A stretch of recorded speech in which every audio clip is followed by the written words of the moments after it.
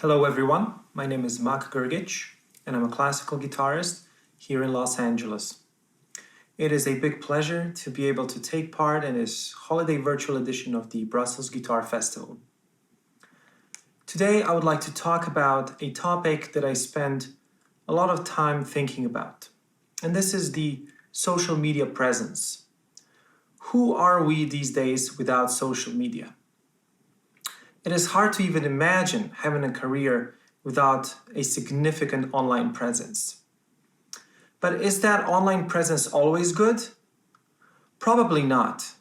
It takes a lot of time and a lot of effort to curate things well, tailor those things to our ideals and desires, and really be careful about what kind of image is out there that best represents us as artists within our field and as just the part of the community. So I would like to conceptualize this quick talk with the 5 do's and 5 don'ts about social media. So let's start with number 1. The first do has to do with understanding what kind of image is placed upon what kind of social media platform. It's probably no secret that Facebook, being one of the older social media platforms, advocates for a certain type of image. And then Instagram has a little bit of a different kind of preference going. Then YouTube, being video-based, has also its own kind of preferences in terms of what kind of content and branding is acceptable. And one of the most recent ones, Snapchat, and then even newer one, TikTok, that came from Asia and invaded the Western market with big force. Those have their own set of rules. So understanding what kind of image fits best with what kind of a platform will facilitate the best results in terms of the organic reach that certain content will produce. For example, on Facebook, the majority of the user base are those who are slightly bit of a more mature age, so let's say 30 and above, and are actually interested in the content and the descriptive nature of it.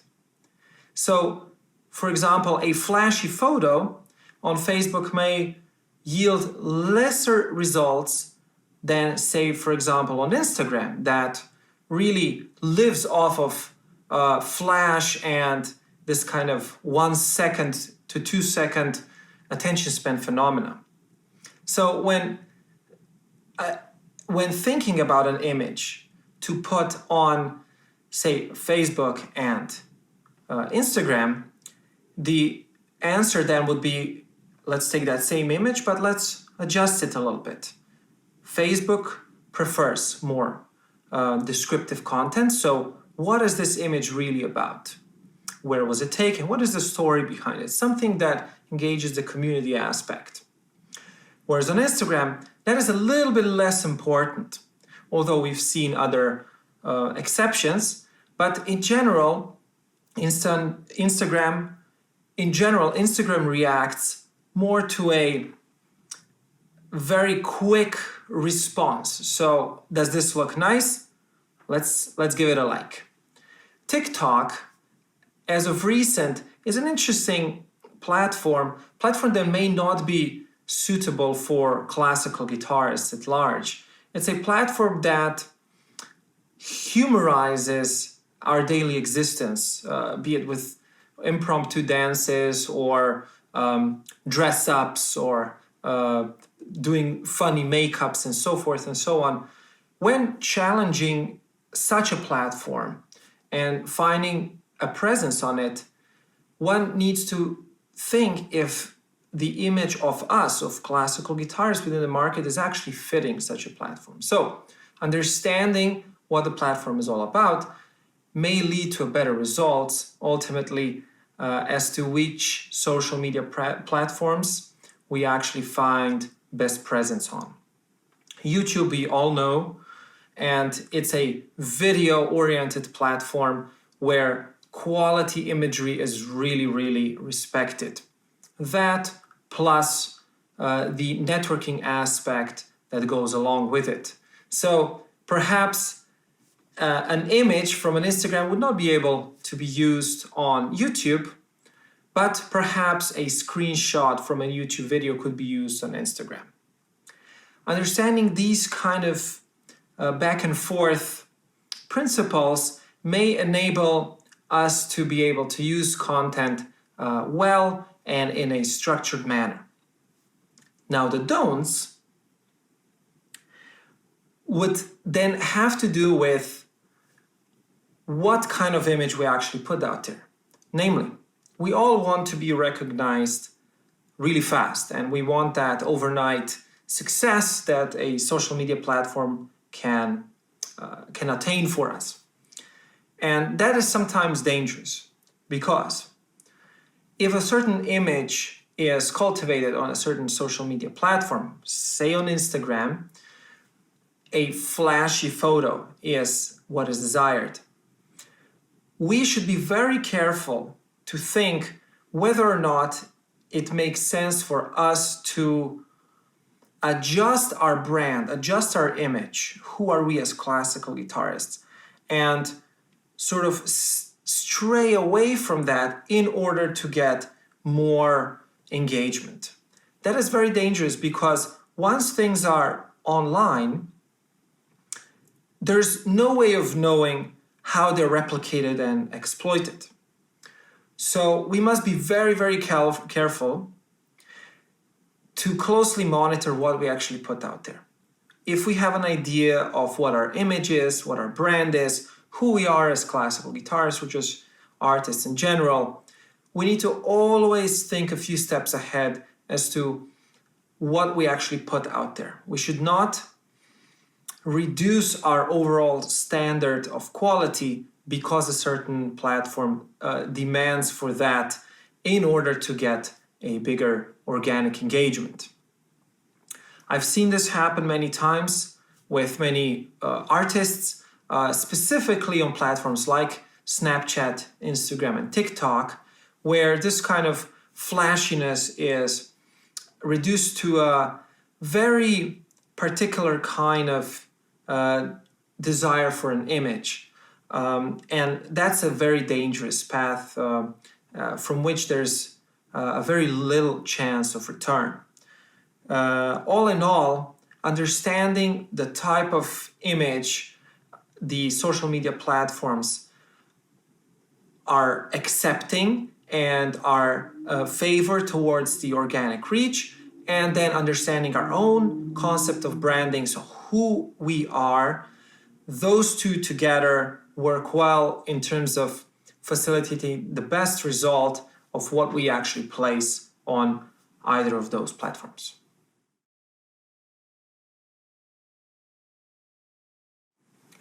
The second do would have to do with the content and how we actually present the content across all platforms. If Facebook, as mentioned before, has the affinity towards more descriptive material, then in the back of our minds, what it needs to, which ideas need to brew are those that will facilitate the best results, such as a good long video with a story is good for descriptive type of content. If we use that same video, that is, say, 1 minute to 3 minutes and even more long, we need to make sure that we adjust that type of video for a platform like Instagram. Instagram works best where there's a shorter attention span type of material used. So that video that worked well in a 3 to, say, 5 minute capacity on Facebook will need to be reduced to about 1 minute or less for Instagram. that is also beneficial because then cross-sharing becomes much more easy. And not to say that advertising that material becomes much more effortless if the content is adjusted to the specific platform. Now, TikTok is a whole nother bag of surprises, and the type of content that we would use, say, on Facebook and Instagram, truly cannot be used in the same capacity on TikTok. If we do use that platform, we need to adjust and readjust those videos to make sure that they have engaging content that is fun, relaxed, and kind of showcases our everyday activity in a very casual manner. That becomes very dangerous because if we try to present a very professional video that is used on Facebook, in its shorter version on Instagram, and in its full glossy version on YouTube, that essentially means that the quality would be lowered for the use of TikTok, and other things would need to be adjusted as well. So then that begs the question, is it even worth for us classical guitarists or classical musicians to be able to even use a platform like that? Of course, it's one of the most popular platforms these days, so it makes sense for us to try to find creative ways of becoming present there, but it shouldn't mean that it degrades our overall image and content. Now, the second don't for cross-sharing the same content across platforms has to do with the ease of the cross-sharing function. Namely, platforms are linked with one another. TikTok is linked to Facebook, is linked to Instagram, and all of these are linked to YouTube. So cross-sharing, copy-pasting is very easy. And what we see quite often happen is that someone would upload a certain type of content on Instagram and then just simply click share to the respective profile or page on Facebook and just leave it there as is. This doesn't work as well because, as we all know, Facebook has its own set of parameters that make for good organic engagement, and Instagram has its own set of parameters. So, for example, if we craft a post on Instagram with a certain amount of hashtags, 30 being the maximum, with a certain number of tags of other profiles, and a certain type of text that welcomes a very quick response from a viewer, that type of text, along with the hashtags, would need to be readjusted on Facebook. So, for example, if one would create a video, short video that is very fitting Instagram and send that off immediately to Facebook as well, one would need to go into his or her profile and page on Facebook and adjust that. So reshape the text so that it fits that content notion for the Facebook page, delete the hashtags, and readjust the tags so that the maximum possible engagement is done. Sharing on YouTube has its own set of parameters. One cannot just simply use the same type of content description as for Instagram and Facebook. It needs to have its own presentational value. YouTube users truly value a good product being uploaded and shared very often. So again, a different set of parameters for that platform as well. TikTok truly operates on a very short worded basis. So the descriptive text is almost meaningless there. It's best, in fact, if all the content and all the message is embedded and shown in the video itself, and that the text itself just contains a few hashtags, and that's it. So that means that yes, we can reuse the same content, and that's actually good because we make sure that we have consistency across platforms, but we do need to make sure that we have things adjusted accordingly.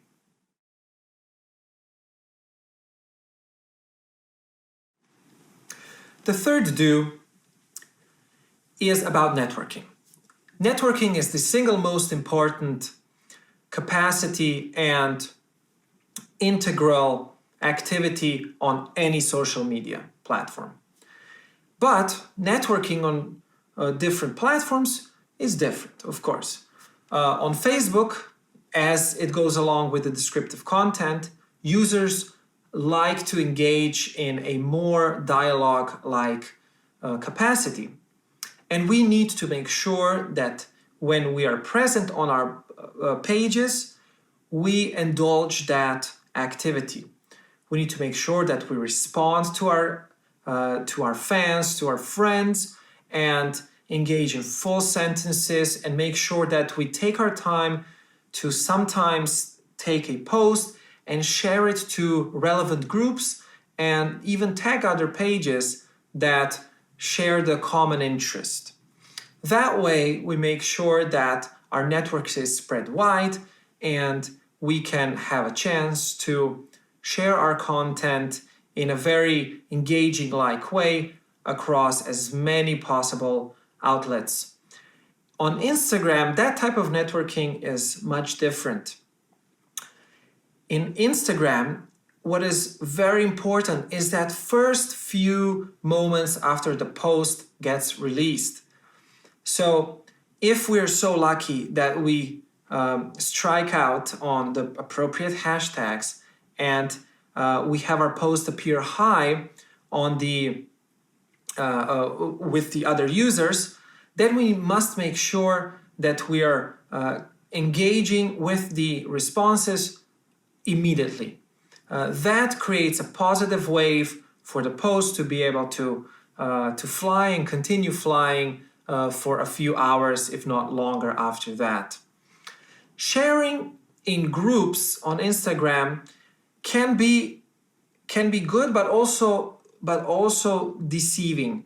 Namely, if sharing within a group is more consistent than not, it can be considered as spam.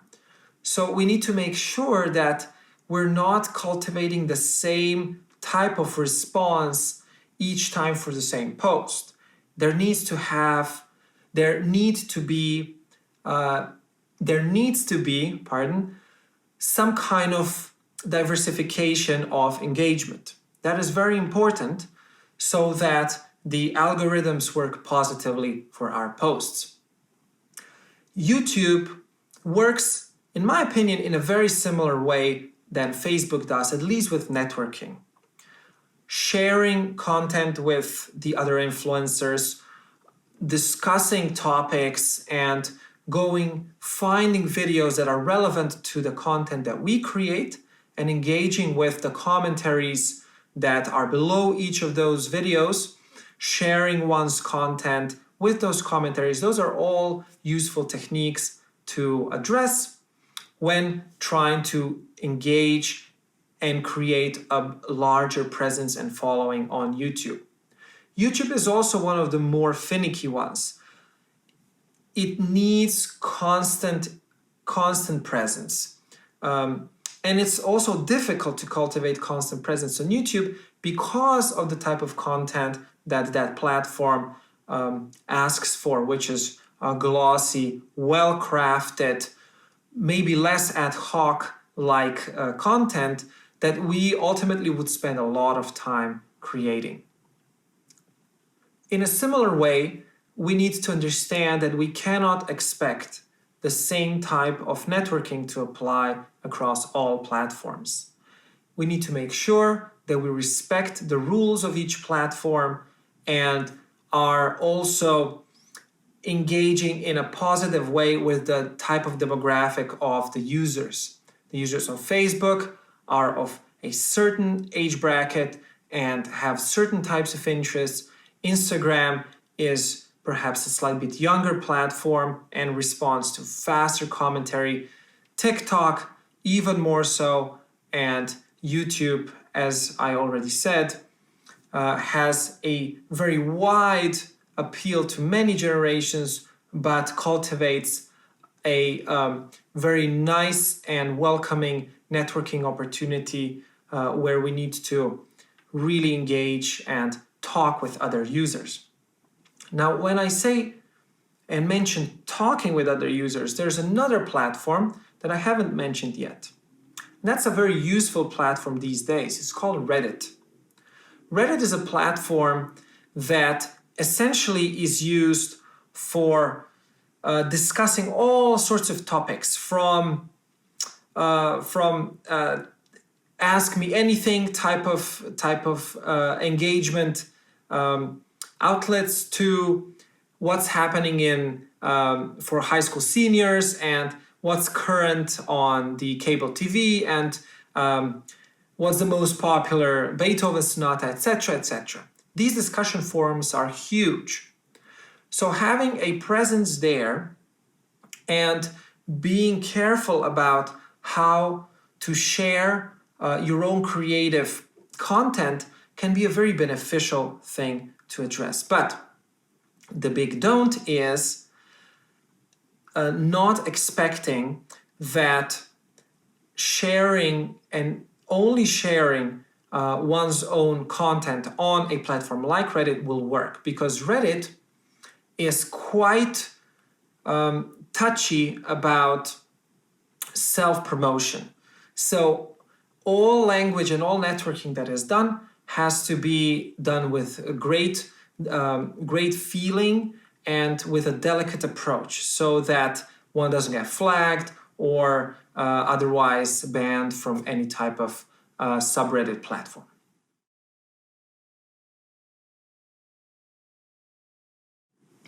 Another do is creating constantly. When we start to cultivate our presence on social media, it is really important that we commit to it and do not let go. The most common, I should say rookie mistake, but really is just a common mistake throughout, is that we think that a week, 2 week, 3 week long presence on social media will make much difference. That very hardly happens. Cultivating a presence means treating this with a continuous effort. And that sometimes means creating new content 3 times per week. That could be anything from an image to a short video to a longer video, or regurgitating, using the same content from the past in the throwback capacity, for example, and make sure that there's always motion on a profile. If a profile doesn't have constant motion, the algorithm wave dies out and soon there's very little of it left. And when a profile dies out, and in the eyes of the social media deities, the profile is not present anymore, it is very difficult to revive that profile. So make sure when you decide to do something that you commit to it. The obvious don't is to not rely on one post going viral and then assuming that our job is well done.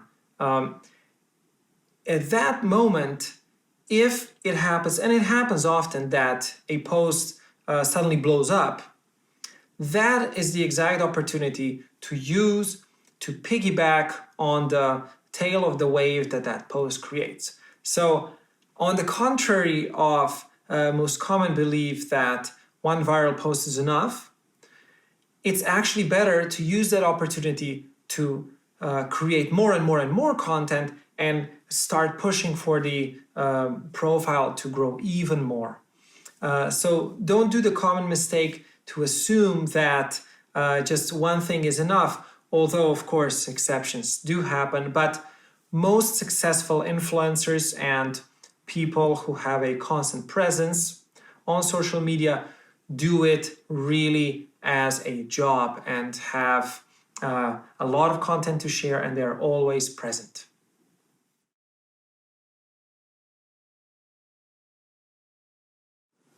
Another thing, say the fifth do and don't, can be about the tone of voice. The tone of voice is something that is very social media specific, although it doesn't need to be, but it pertains to this, to the written and the verbal way of communication.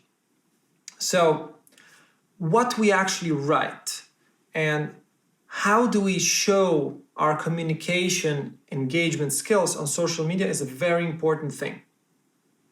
So, in the sense of a do, my suggestion would be recognize what kind of language your target audience, your fans, your followers, and friends are expecting of you to facilitate on different platforms. Facebook is one thing, Instagram is another. And of course, the type of communication also differs from the style of music to the age group to even geographical diversity is influential on what type of communication goes on different platforms. So do spend time understanding that and adjust the tone of voice that is specific to your profile on different platforms. The obvious don't in this case would be to expect that the same tone of voice would be appropriate for the different platforms on which you are trying to cultivate a presence. The TikTok demographic will not respond to the same type of lingo as the YouTube demographic does.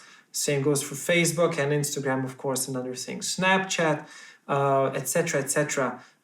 Those are all different type of platforms that invite our knowledge and understanding of the tone of voice that we present when we are presenting our brand and image all across.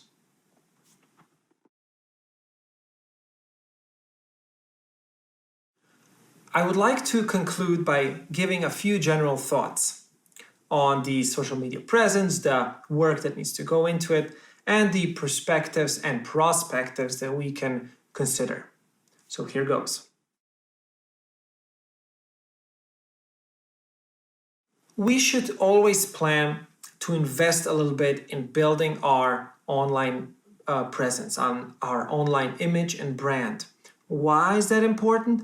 Well, because investing little now can facilitate a monetization possibility in the future. And monetization across social media platforms is a great thing because it offers us a passive kind of an income that is the best kind of an income. That income just comes back to us without us really needing to work for it. But of course, we need to work for it from the beginning and from the get-go to cultivate a presence strong enough to open up the monetization channels for us.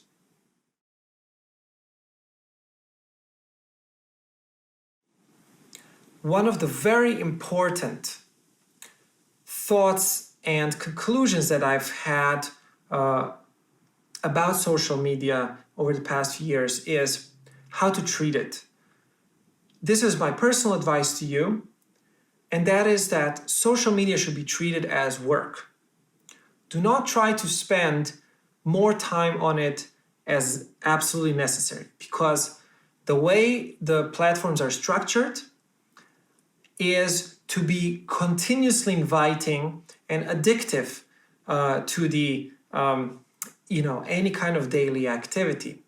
So by treating it as work, we make sure that we put in only the bare minimum possible amount of day to be able to then focus on the life beyond social media. And I've seen many users get lost in the social media presence and then having a big problem detaching and going even as far as just simply deactivating profiles and pages, which makes no sense if we had spent so much time investing our time, effort, and potentially money into building an online brand. Another good thing to know is that because social media platforms are networking platforms, even influencers who may have many more followers or likes than you are open and welcome collaboration. So my advice would be try to find people with decent following on all the different platforms and offer some kind of a branch of collaboration, a collaborative effort that offers that person a chance to tap into your fan base and market and vice versa. This way, the fan base and market is maximized and you can piggyback off the other person's assets and that person can piggyback off your assets. And in this way, the engagement can grow exponentially versus linearly.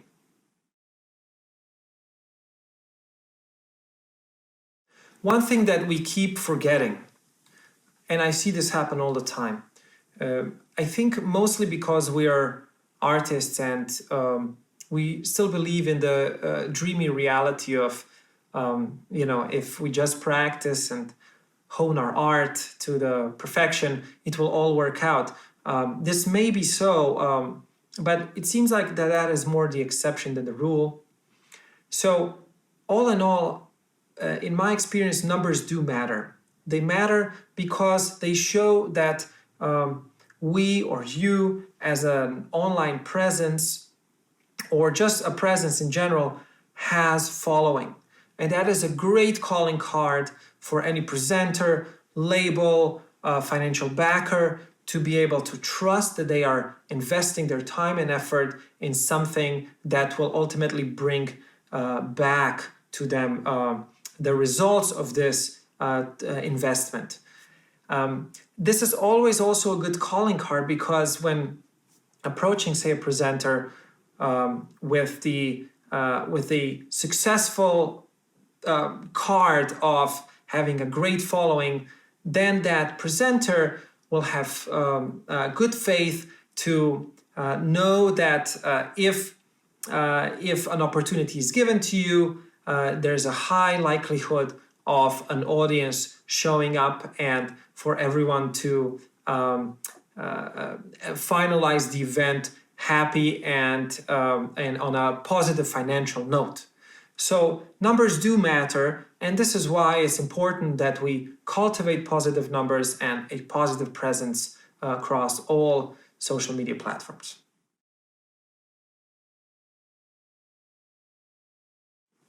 The last and possibly the most important thing to understand and to truly imprint in within ourselves is the understanding that what goes on in social media is actually not real. It is extension of the reality that we live in. But it just so seems that nowadays the world is roaming into that unknown, uncharted ocean of information without really knowing where towards we are swimming. So it is always important to remember that we are real people, and social aspect of being present actually means that we have real presence in a social way. That we have friends, that we have communication with our families, and that we really exist as people in real life. We need to learn how to treat the online presence with care and not lose ourselves in it, because that's a very dangerous path to go on without knowing whether or not we can come back to our reality and check ourselves in fully. We still need to understand that we are artists, that we need to create the art here in real time, and that is really what matters. So that would be maybe my biggest advice to you. All in all, social media is great, but let's not forget that we are real human beings, real artists who create real art. And that is very, very important for us to remember. So thank you all for listening, joining in. Thanks again to the Brussels Guitar Festival for putting this holiday virtual version of the festival together. It's a big pleasure to speak about a topic that I think a lot about. And I hope that my advice and my thoughts will somehow be beneficial for you, at least in a very minimal sense. And I also hope that we all get a chance to see each other in person again soon. And with that said, I wish you all the best for the upcoming holidays and that you stay safe.